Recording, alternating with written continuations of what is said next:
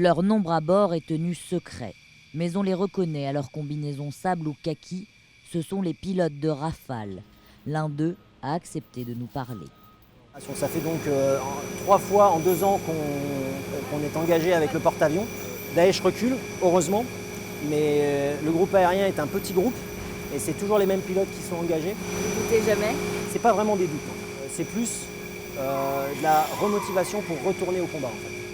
Car quotidiennement, depuis 5 jours, les catapultages d'appareils sont permanents et les avions armés. Du point de vue pilotage, ça change un peu parce que l'avion est plus lourd. On lui rajoute 1 tonne de bombes. Quand on est en entraînement, en fait, on n'en porte jamais. Alors d'un point de vue mental, on est entraîné. C'est 10 ans de formation. Et de nombreux théâtres d'opération pour cet homme. Mais dans cette guerre, celle contre le groupe État islamique, un changement majeur pour lui. La grosse différence que je vois notamment par rapport à l'Afghanistan et aussi par rapport à la Libye, c'est qu'en fait, on a vraiment du soutien. Quand je rentre à la maison, mes proches, qui avant ne voyaient pas forcément l'utilité et la visibilité de mon travail, là, ils se rendent compte. Et c'est vrai que pour motiver mes troupes, mes techniciens qui travaillent toute la nuit pour sortir des avions, eh bien ça, pour leur expliquer la mission, pour moi en tant que commandant, c'est facile. Parce qu'il y a un but derrière, on défend la nation. Défendre la nation et combattre Daesh. Et combattre Daesh, tout à fait. Tout à fait, tout à fait. Mais c'est bien dans cet ordre-là.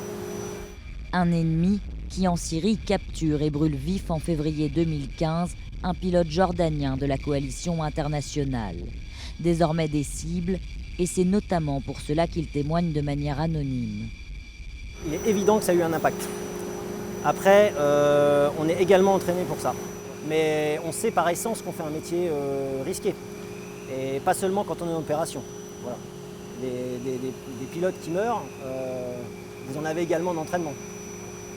Donc voilà, le métier est risqué, on vit avec le risque et si on ne l'accepte pas, eh bien, faut changer de métier en fait. Ces dernières semaines, les pilotes de Rafale français ont concentré près de 80% de leurs frappes sur les abords de Mossoul, la deuxième ville d'Irak.